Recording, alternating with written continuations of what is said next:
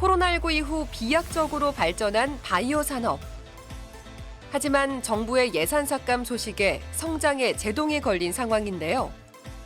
세계 바이오 강국으로 도약하려면 어떻게 해야 할지 한국바이오협회 이순규 부회장과 이야기 나눠봅니다. 코로나19 사태 과정에서 눈에 띄게 급성장한 분야, 바로 바이오 산업입니다. 영국, 미국에 이어서 코로나19 백신과 치료제를 모두 보유하고 있는 나라, 바로 우리나라가 될 정도로 발목할 만한 성장을 이룩했습니다. 그렇습니다. 앞으로 국내 바이오 산업이 성공적으로 성장하려면 어떤 준비가 필요할지 알아보도록 하겠습니다. 오늘 한국바이오협회 이순규 상임부회장 함께하십니다. 어서 오세요. 어서 오십시오. 반갑습니다. 네, 반갑습니다. 이 코로나19 이후에 국내 바이오 산업 참 크게 성장했다라는 소리를 심심치 않게 듣습니다. 그런데 이 바이오 관련해서 창업하시는 분이 워낙 많기 때문에 이래서 그런지 지금 회원사가 한 2배로 늘어났다면서요. 그런데 이 회원사가 늘어날 때도 뭐 특정 분야가 있지 않겠습니까? 어느 분야가 좀 많이 늘었죠? 회원사가 들어오는 걸 보면 산업의 트렌드가 좀 보입니다. 그러니까 이전에는 주로 신약 개발 쪽에 좀 많이 들어왔다면 요새는 디지털 헬스케어 쪽에, 그러니까 AI를 이용하거나 아니면은 데이터를 이용해서 뭔가 알고리즘 만들어서 산업에 응용하는 그런 쪽 벤처들이 창업이 급성장돼가지고 그런 회사들이 좀 늘은 것 같고요. 특히 이제 신약에 관련된 부분의 벤처들은 뭐 계속적으로 끊임없이 늘어나기 때문에 그 두 개가 가장 큰 것 같습니다. 많은 회원사를 두고 계시다 보니까 또 진행하시는 업무들도 많을 것 같습니다. 협회에 들어온 회원사들은 어떤 지원을 받고 있는 건가요?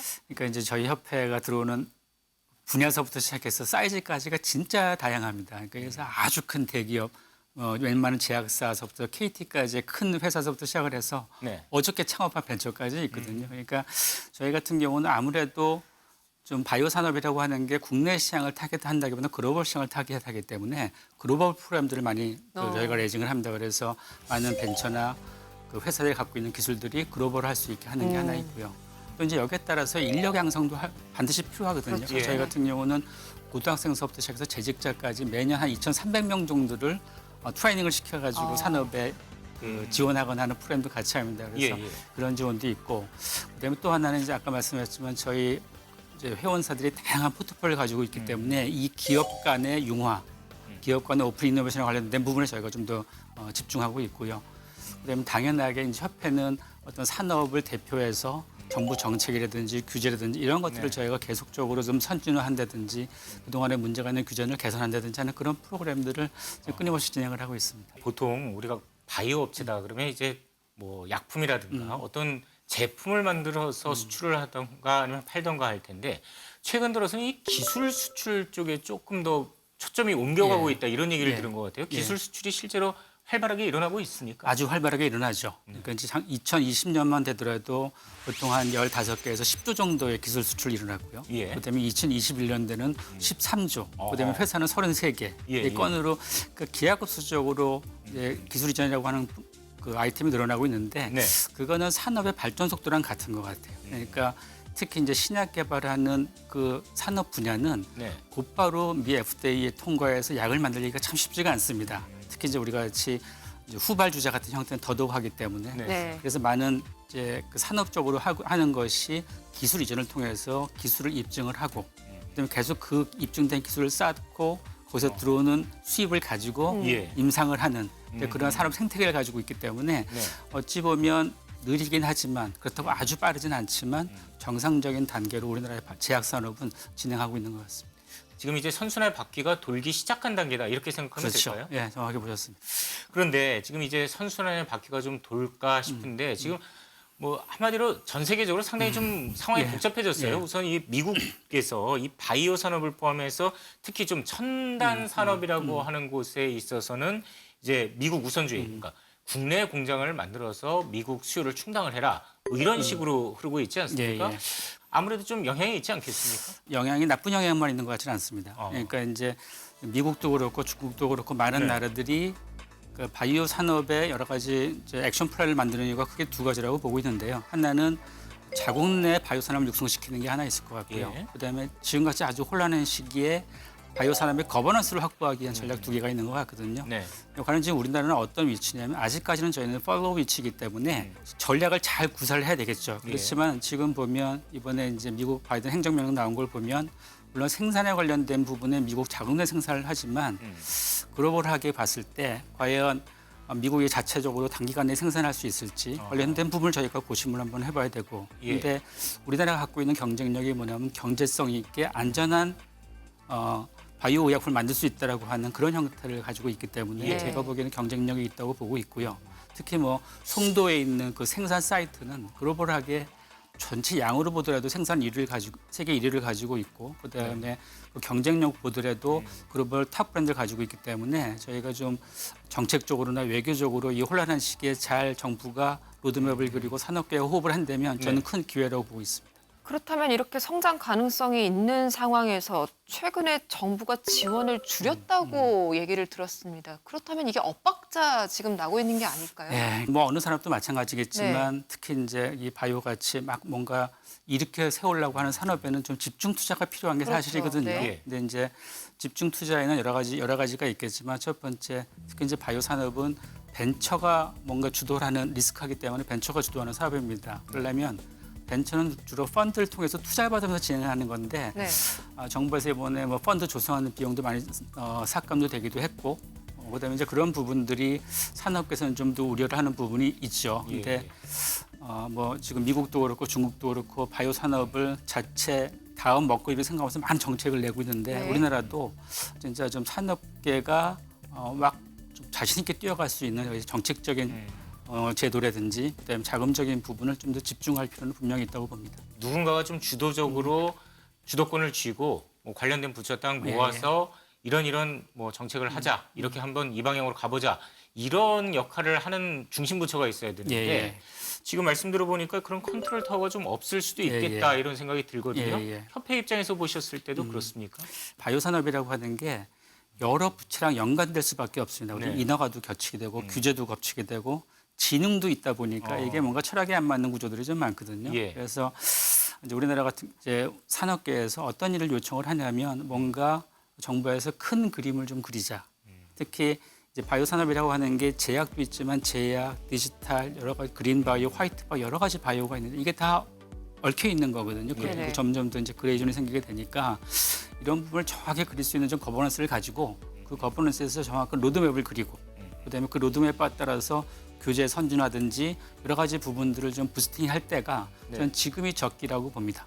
바이오 선진국의 사례를 보면 좀 참고가 될 것 같습니다. 그 나라에서는 어떻게 뭐 컨트롤 타워가 중앙에 좀 있는 편입니까? 어떻습니까? 이번에 미국 행정명령을 볼 때 보면 대통령실에서 모든 로드맵을 작성을 했어요. 그래서 보건복지부 형태의 그다음에 국방부까지 들어와서 그 이번에 바이든 행정명령에 약간 저희가 주의해야 될 게 뭐냐면 거기는 제약만 건드린 게 아니고요. 모든 바이오 산업과 관련된 에너지까지 다 건드린 거거든요. 그다음에 올해 5월에도 중국에서 바이오 산업 발전 전략을 어나운스를 했는데 그때도 에너지서부터 시작해서 모든 분야의 바이오 솔루션을 중국이 제공하겠다. 그러니까 큰 그림을 그리고 있는 겁니다. 그러니까 이제 우리나라도 거기에 맞게 좀 큰 그림을 그려야 될 것 같고 영국도 마찬가지거든요. 영국도 자체적으로 보건복지부랑 에너지상 같은 거를 둬가지고 바이오부를 만들어서 본부를 만들어서 거기서 그림을 그리게 했고 특히 옆에 이제 일본 같은 경우도 일본이 바이오 산업에 대해서는 우리가 좀 더 앞서 있습니다. 왜냐하면 걔들은 이제 창업에 관련된 부분이 그렇게 자유스럽지가 않기 때문에 그런데도 일본도 R&D 예산 같은 경우를 통합을 해가지고 정부가 지원하는 전체적인 거버넌스를 가지고 있어서 우리나라도 이제 바이오라고 하는 게 지금 우리나라의 상태가 R&D에서 산업으로 넘어가는 관계이기 때문에 이 시점에 거버넌스를 좀 더 확실하게 가지고 전체적인 바이오 산업을 그림을 그리면서 전략을 꾸밀 바로 그 적기가 아닌가 그렇게 생각을 합니다. 결국은 뭐 특정 부서, 지금 현재 있는 부서에서 역할을 배분하는 것도 좋겠지만 결국은 대통령실 중심으로 해서 어떤 힘을 갖고 가운데서 이렇게 좀 깃대를 줄 수 있는 이런 부처가 필요하다. 그렇죠. 그 예산권과 그걸 실행할 수 있는 그 예산권이 있어야지 뭔가 산업을 이끌거나 할 텐데 그런 부분에 힘 있는 걸 얘기하는 거예요. 그러면 이제 컨트롤 타워가 필요하다라고 말씀을 하셨는데 정부 쪽에다가 컨트롤 타워를 만들자 좀 제안을 많이 하셨습니까? 많이 하죠. 예, 예. 많이 하셨을 때 반응이라든가 결과는 어떻습니까? 아직까지 바이오 산업이 텐저블하게 보이는 게 많지가 않고 예. 그다음에 자동차 산업이나 반도체 같이 사이즈가 아직까지는 크지 않죠. 그렇기 때문에 많이 얘기는 하지만 필요는 공감을 하지만 우선순위에서 많이 좀 밀리는 것 같습니다. 네. 그렇지만 많은 나라도 그렇고 정부도 그렇고 바이오 산업이 자동차 반도체의 다음 먹거리라고 생각을 하기 때문에 예. 분명한 건 지금 시점에서 그런 게 이루어져야 됩니다. 그래서 저희도 여러 가지 산업계 의견을 받아서 계속 정부에 제안을 하고 있고요. 그래서 정부 쪽이랑도 많은 이런 것 관련해서 얘기를 하고 있습니다. 정부와 이제 거버넌스를 만들고 큰 그림을 진행을 해야 된다 이렇게 말씀을 하셨잖아요. 산업계를 대표해서 나오셨으니까요. 어떤 조언을 좀 해주고 싶으신지도 예. 궁금합니다. 네. 예술적 예민한 분입니다. 왜냐하면 이제 지금 타이밍이 네. 이제 금리가 많이 높아지면서 이런 모험 자본에 투자를 안 하는 경향이 좀 있거든요. 그래서 네. 바이오 산업이 다운돼 있는 거는 그건 우리나라만의 문제가 아니고 미국도 다 똑같습니다. 근데 이제 이럴 때 뭐가 저희가 기회를 잡아야 되는 부분이 분명히 있는 것 같은데 우리나라가 지금 바이오 산업을 이끌 때 정부가 아주 많이 도움을 준 거 있습니다. 예를 들어서 상장을 할 때 기술성 상장이라고 하는 전 세계도 없는 걸 만들어 가지고 예. 벤처들이 상장 시장에서 펀드레이징해서 그걸로 이제 자기 기술을 입증하는 그런 정부의 지원책이 있어서 바이오가 지금까지 많이 컸거든요. 네네. 근데 이제 이러한 여러 가지 정책들이 바이오 산업 발전에 맞게 약간 수정되고 보완되고 선진화된다고 봅니다. 근데 네. 지금은 약간은 이전에 만들어진 거를 잘 끌고 가는 형태가 있지 않나. 근데 결국은 산업은 계속 진화하고 변화하고 있고 선진화돼 가고 있는데 이런 제도들이 그 산업 발전을 좀 백업을 해주고 더 발전할 수 있게 해줘야 됩니다. 이제 그런 부분들이 저희가 계속적으로 얘기를 하고 있는 부분이죠. 그동안은 어떻게 보면 좀 신생 바이오 업체들 예. 이 주식시장에 상장을 해서 자금을 투자를 받고 그걸로 뭔가 조금 더 연구를 하는 그런 단계였다면 지금 같은 경우는 뭐 자본시장도 많이 위축됐고요. 예. 또 스타트업들에 대한 펀딩도 많이 규모가 줄었는데 이제 어떤 방법, 예. 어떤 전략, 예.